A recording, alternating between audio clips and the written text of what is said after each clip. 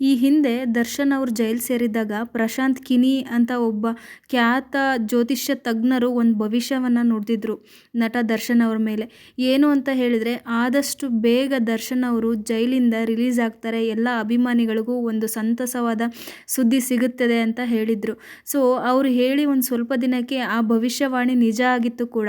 So ಎಲ್ಲ Darshan fans ತುಂಬಾ ಖುಷಿಪಟ್ಟಿದ್ರು. So ಇದೀಗ ಅದೇ ಒಬ್ಬ ಜ್ಯೋತಿಷ್ಯ ತಜ್ಞರು ಮತ್ತೊಂದು ಭವಿಷ್ಯವಾಣಿಯನ್ನು ನುಡಿದಿದ್ದಾರೆ. ಯಾರ ಮೇಲೆ ಅಂತ ಹೇಳಿದರೆ, ನಟ ದರ್ಶನ್ ಮೇಲೆ. ಸೊ ನಾವೆಲ್ಲ ತುಂಬಾ ಖುಷಿ ಪಡುವಂತಹ ವಿಷಯ.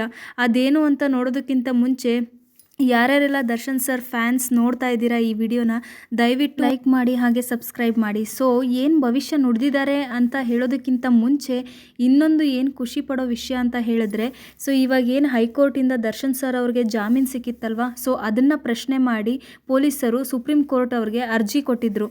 ಆದರೆ ಈಗ ಸುಪ್ರೀಂ ಕೋರ್ಟ್ ಕೂಡ ಆ ಅರ್ಜಿಯನ್ನು ಕಂಪ್ಲೀಟಾಗಿ ನಿರಾಕರಿಸಿದೆ. ಸೊ ದರ್ಶನ್ ಸರ್ ಅವರ ತಪ್ಪು ಏನೂ ಇಲ್ಲ, ಅವರು ತಪ್ಪಿತಸ್ಥರಲ್ಲ ಅಂತ ಹೇಳಿಬಿಟ್ಟು ಸಾಬೀತು ಮಾಡಿದೆ. ಅದ್ರ ಜೊತೆಗೆ ಇವರ ವರ್ಚಸ್ಸಿಗೆ ಕಳಂಕ ತರುವ ಯತ್ನ ನಡೆದಿದೆ ಅಂತ ಹೇಳಿದೆ. ಸೊ ಹೌದಲ್ವಾ ಫ್ರೆಂಡ್ಸ್, ಹಾಗಿದ್ರೆ ಇದು ಕೂಡ ಒಂದು ಗುಡ್ ನ್ಯೂಸ್ ಅಲ್ವಾ. ಸೊ ಹಾಗಿದ್ರೆ ಡೆವಿಲ್ ಸಿನಿಮಾ ಇನ್ನೇನು ಆದಷ್ಟು ಬೇಗ ಕಂಪ್ಲೀಟ್ ಆಗಿ ನಮ್ಮೆಲ್ಲರ ಮುಂದೆ ಬರಲಿದೆ ಅಂತ ಹೇಳಿಬಿಟ್ಟು ಆಸೆ ಪಡೋಣ. ಹಾಗಿದ್ರೆ ಬನ್ನಿ ನೋಡೋಣ ಎರಡನೇ ಖುಷಿ ವಿಷಯ ಏನು ಅಂತ ಹೇಳಿದ್ರೆ, ಸೊ ಎರಡನೇ ವಿಷಯ ಬಂದ್ಬಿಟ್ಟು ಖ್ಯಾತ ಜ್ಯೋತಿಷಿ ಪ್ರಶಾಂತ್ ಕಿನಿ ಅವರು ದರ್ಶನ್ ಅವರ ಮುಂದಿನ ಜೀವನದ ಬಗ್ಗೆ ಇನ್ನೊಂದು ಭವಿಷ್ಯ ನುಡಿದಿದ್ದಾರೆ. ಅನೇಕ ಕನ್ನಡಿಗರು ಯಾರ್ಯಾರು ವೆಯ್ಟ್ ಮಾಡ್ತಾ ಇದ್ದೀರಲ್ವ, ಬಾಕ್ಸ್ ಆಫೀಸ್ ಸುಲ್ತಾನ ಚಾಲೆಂಜಿಂಗ್ ಸ್ಟಾರ್ ದರ್ಶನ್ ಅವರ ಮುಂಬರುವ ಚಿತ್ರ ಡೆವಿಲ್ ಬಗ್ಗೆ ಅವರು ಭವಿಷ್ಯವಾಣಿ ನುಡಿದಿದ್ದಾರೆ. ಏನು ಅಂತ ಹೇಳಿದರೆ, ಈ devil cinema 2025 Kannada blockbuster cinema ಆಗಲಿದೆ.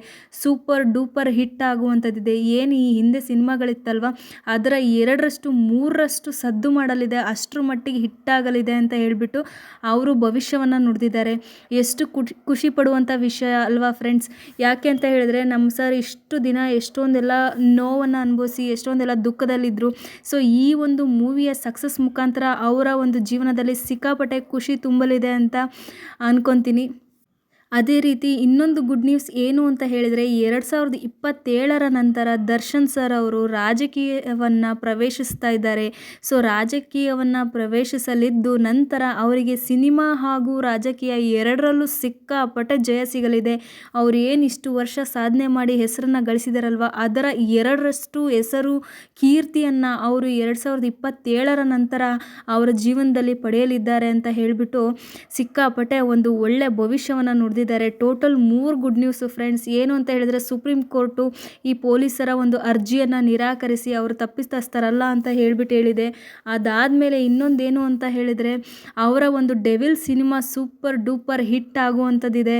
ಹಾಗೆ ನಮ್ಮೆಲ್ಲರಿಗೂ ಸಿಕ್ಕಾಪಟ್ಟೆ ಖುಷಿ ತರುತ್ತೆ. ಆ ಮೂವಿ ಸಿಕ್ಕಾಪಟ್ಟೆ ಹಿಟ್ಟಾಗಿ ಸೌಂಡ್ ಮಾಡುತ್ತೆ ಅನ್ನೋದೊಂದು.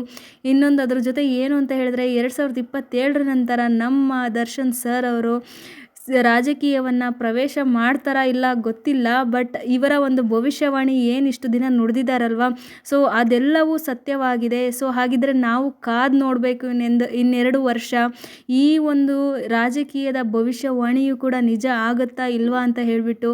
2027 ನಂತರ ಮೂವಿ ಸಿನಿಮಾ ಹಾಗೂ ರಾಜಕೀಯ ಎರಡರಲ್ಲೂ ಸಿಕ್ಕಾಪಟ್ಟೆ ಎತ್ತರಕ್ಕೆ ಬೆಳೀತಾರೆ ಅಂತ ಹೇಳಿಬಿಟ್ಟು ಭವಿಷ್ಯವಾಣಿ ನುಡಿದಿದ್ದಾರೆ.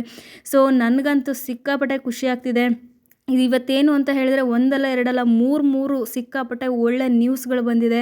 ಸೊ ನನಗಂತೂ ಸಿಕ್ಕಾಪಟ್ಟೆ ಖುಷಿಯಾಗಿದೆ. ಯಾರ್ಯಾರಿಗೆಲ್ಲ ಈ 3 ಸಿಹಿ ಸುದ್ದಿನ ಕೇಳಿ ಖುಷಿಯಾಗಿದೆ, ದಯವಿಟ್ಟು ಒಂದು ಲೈಕ್ ಕೊಡಿ, ಕಮೆಂಟ್ ಮಾಡಿ, ಹಾಗೆ ಸಬ್ಸ್ಕ್ರೈಬ್ ಮಾಡ್ಕೊಳ್ಳಿ. ಸೊ ನಾನು ನಿಮಗೆ ಸಿಗ್ತೀನಿ ಮತ್ತೊಂದು ವಿಡಿಯೋ ಅಥವಾ ಮತ್ತೊಂದು ಅಪ್ಡೇಟ್ ಮುಖಾಂತರ. ಅಲ್ಲಿವರೆಗೂ ಎಲ್ರಿಗೂ ಧನ್ಯವಾದಗಳು. ಯಾರ್ಯಾರು ಈ ವಿಡಿಯೋನ ನೋಡ್ತಾ ಇದ್ದೀರಾ ಎಲ್ರಿಗೂ ತುಂಬ ಧನ್ಯವಾದಗಳು. ಹೀಗೆ ಪ್ರೋತ್ಸಾಹಿಸಿ.